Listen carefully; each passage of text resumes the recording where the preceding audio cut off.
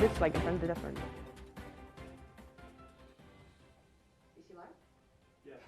Tonight, CNN President Zucker resigns, Pence's records are turned over to the January 6th committee, and Biden's cancer moonshot funding initiative.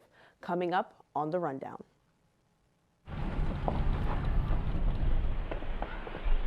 Got a quarter?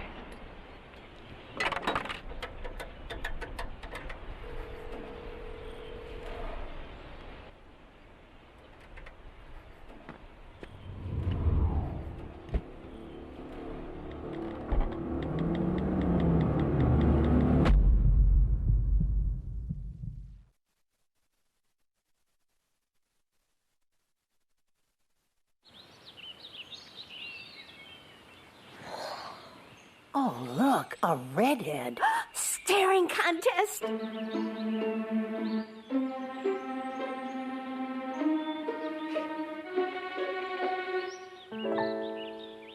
You still got it.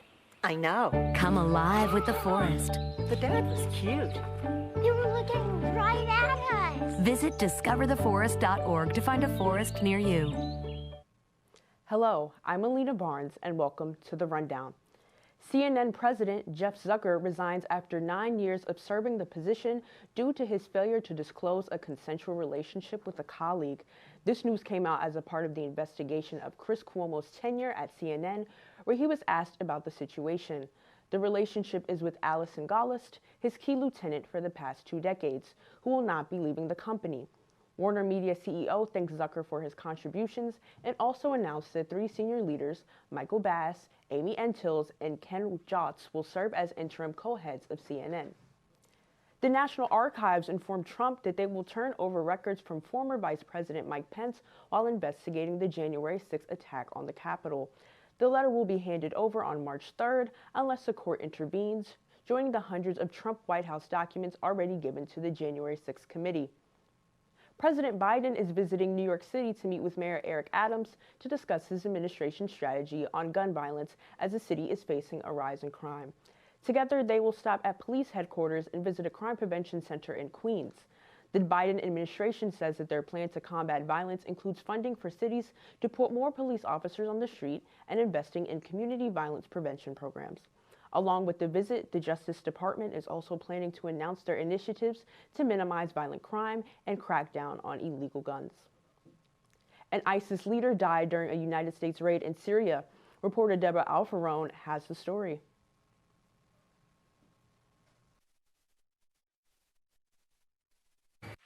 Good morning. President Biden says U.S. Special Forces have taken out ISIS leader Abu Ibrahim al-Hashimi al-Qurashi, also known as Haji Abdullah. Last night's operation took a major terrorist leader off the battlefield, and it sent a strong message to terrorists around the world.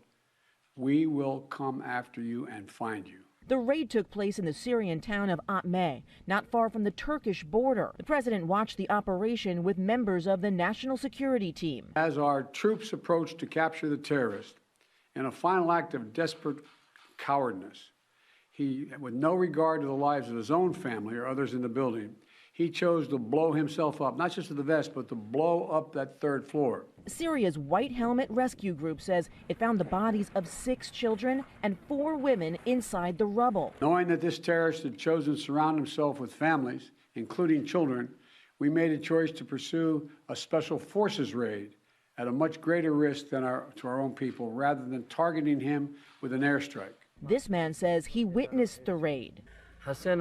He says, we went out and saw planes above us. 10 minutes later, we heard screams, surrender, the house is surrounded. The overnight attack on ISIS's leader comes amidst concerns that the terrorist organization was regrouping.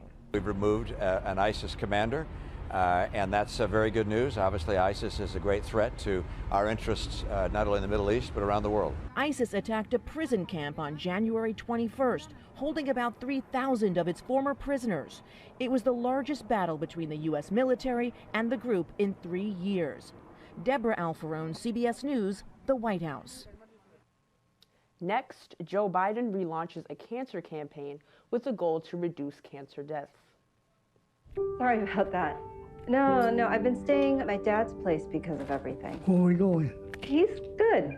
Yeah, I know, we keep missing each other. I've been working out of my dad's house, doing some reading. I should be working out more. I just feel like I'm drowning. Navigating these times can be tough, but while you care for your loved one, you also need to care for yourself. Go to aarp.org/caregiving for free mental health and self-help tips.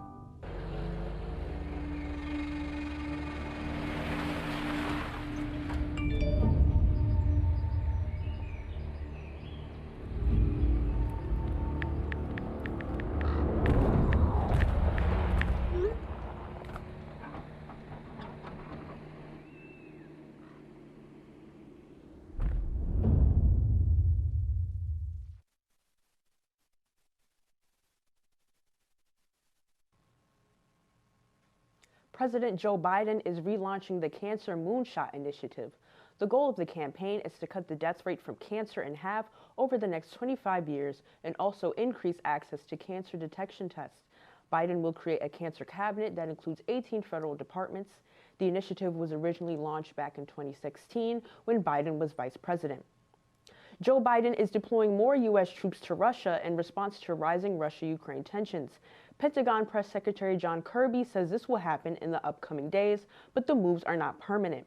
He says it's important to send a strong signal to Putin and the rest of the world. The United States is supplying Ukraine with weapons to defend itself. The NCAA is now reviewing the USA swimming policy for transgender athletes. The more stringent policies require transgender women athletes to show lower testosterone levels for 36 months. This new requirement is stirring controversy, with one side arguing that testosterone is an advantage in competing and the other stating that the 3-year length of time is unjust, considering suppressing testosterone decreases hemoglobin levels, affecting the athlete's health by changing how much oxygen can be carried into their red blood cells. Stay tuned to hear how the Canadian truckers are protesting the vaccine. Listen to me. I am captain of the track team. And if I'm late, she doesn't really think she's going to get out of here, does she? Be nice. She's new. Hello, is anyone there? Ugh! Wow. Even from our standards, you look awful. Oh, sweetie, what happened? Me? My friend Becky got to talk to this super cute boy, and I tried to act like I wasn't jealous, but I so totally was. And then out of nowhere, this concrete barrier just popped up. Maybe it was a semi. You mean you were driving? Yeah. I mean, I know the whole eyes on the road thing, but this was a super important text. Maybe you have to know, Becky. Texting? Great. But it was only like 5 seconds, and I'm a really, really fast texter, so it wasn't even a big deal. Actually, has she texted me back yet? Wow, I get like no bars in this place. I wonder if they have Wi-Fi here. Well, Thomas, you've got prediabetes. But with more exercise and a change in diet, it can be reversed. I've tried exercising. It just makes me hungry for bacon. I love bacon, too. And who really likes to exercise? Not me. Me neither. Nobody. So we're good? What? Oh, you still have prediabetes. Big time. Truckers in Canada continue to protest over vaccine and quarantine mandates for all truckers crossing the U.S.-Canada border. This protest was started by a group of truckers coming together. However, the movement has expanded largely and has turned into a virtual blockade of Ottawa, referring to themselves as the Freedom Convoy. They don't plan on stopping until changes are made. Matters are becoming worse and worse, as reports are coming out that the group has allegedly pressured homeless shelters into giving them food and possibly desecrated historical monuments. Canadian politicians are scrambling to bring an end to this, but time is ticking as the situation worsens. And now, Matthew Lubicki has the latest on Whoopi Goldberg and other entertainment news. The View host Whoopi Goldberg is suspended by ABC News following controversial comments regarding the Holocaust. This situation began Monday when Goldberg claimed that the Holocaust was not about race, but rather man's inhumanity to man. This drew a lot of backlash towards Goldberg. She then began to make numerous apologies, but was still met with a 2-week suspension by ABC. ABC News President Kim Godwin stated how she feels Goldberg needs to take time to reflect and learn about the impact of her words. The Rock and Roll Hall of Fame announces this year's nominees, and it is absolutely star-studded. Included in the nominees are artists such as Eminem, Pat Benatar, Dolly Parton, Lionel Richie, and many more deserving stars. Eligibility for the Hall of Fame includes for their first commercial recording to have been released at least 25 years ago, giving Eminem a nomination in his first year of eligibility. The class of 2022 will be announced in May, and the annual ceremony will occur in the fall. New York Times purchases new and widely popular game Wordle from creator and owner Josh Wardle. The sudden hit game consists of getting 6 chances once a day to figure out a 5-letter word. The game that was released in October now has millions of daily users. The purchase announced by the Times on Monday was made for a price in the low 7 figures. Wordle fans began to worry as they thought they would now have to pay to play the game. However, Wordle fans don't have to riot yet, as the Times announced they still plan on making the game accessible to all users. Coming up, learn about a Rowan student's struggles with advisors and get this week's weather forecast.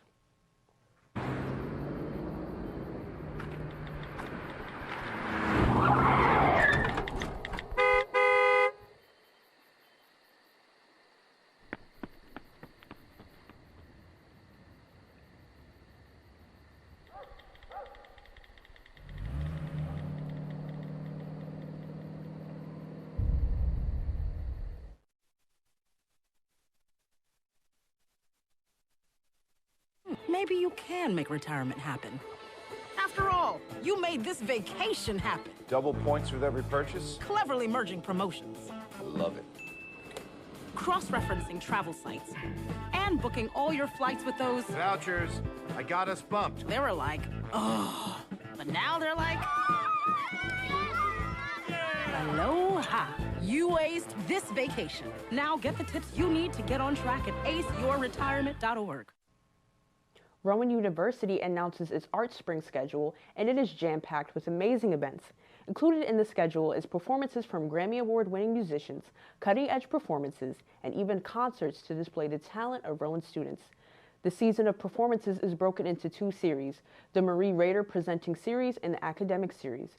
You can visit today Rowan for more information regarding tickets and details on performances. Coming up, Jamie McCormick sits down with an education major facing graduation challenges.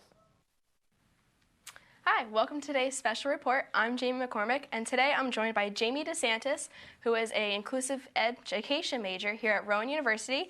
Jamie, thank you so much for joining with me today. Thank you for having me. Of course. So first off, what made you choose to be an inclusive education major? It really started out when I was younger. Me and my brother would always play school.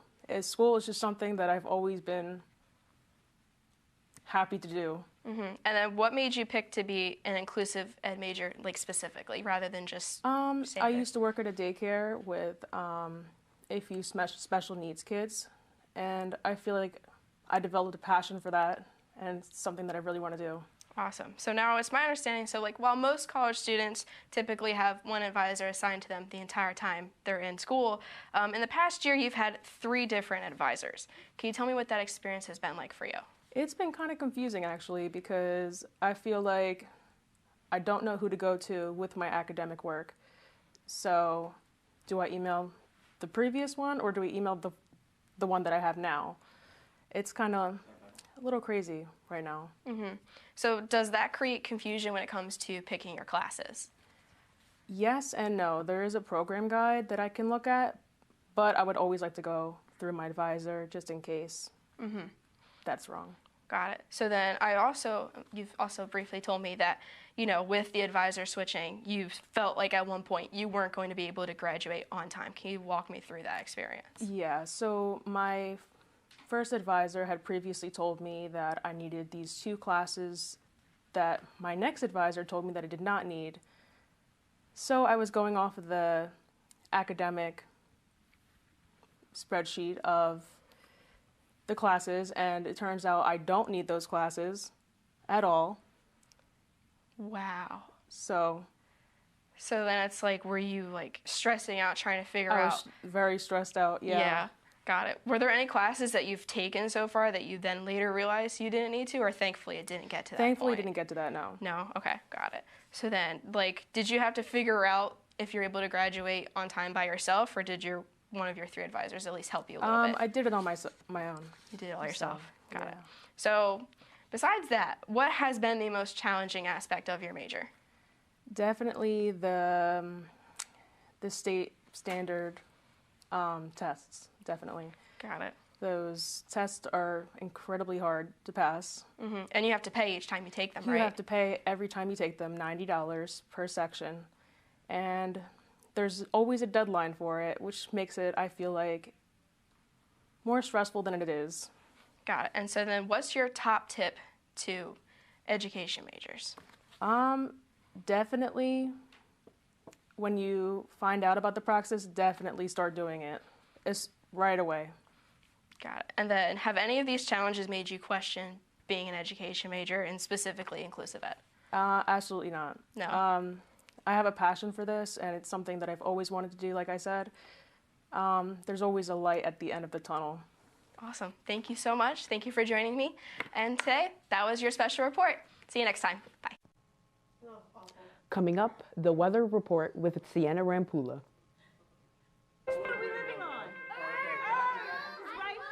What do you think it would be like to teach?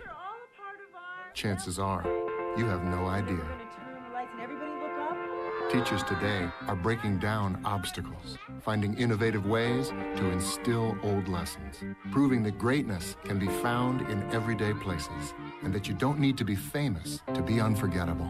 That's what it's like to teach. Welcome back. Now to Sienna with the weather. Hello everyone, I'm Sienna Rampula, and let's check out the weather. So tonight we have a low of 46, but it's going to be rainy, so make sure to bring your umbrellas. Tomorrow we have a high of 54, which is so refreshing considering the cold air that we've had this entire month. But there is going to be a low of 20, so make sure to bring your jacket. Saturday is a high of 29 and a low of 16. Sunday is a little better with a high of 36 and a low of 22.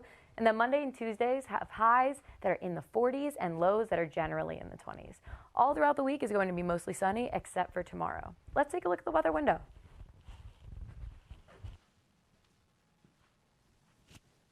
All right, let's take a look at Rowan today.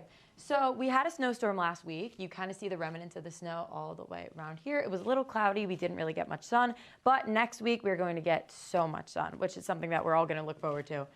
Now for Philly, there was a little bit of snow, a little bit like over there, but right now all the snow has cleared out. The city looks absolutely stunning, and it was a little cloudy today. It's a little foggy right now, but overall it was kind of nice today. All right. Now, I brought up the snowstorm last weekend. Yes. How were you? I stayed inside. You stayed inside. Because Okay. I was not trying to deal with that. And I'm very glad that this week is getting a little warmer. Yeah, I'm not looking forward to the rain, but it's better than snow. Yeah, and there's a lot of sunshine this week. Yes, absolutely. You know, we're all on the up and up. Yes. All right, I'll leave you to it. Thank you. I'm Alina Barnes, and this has been The Rundown. Thank you for tuning in, and good night.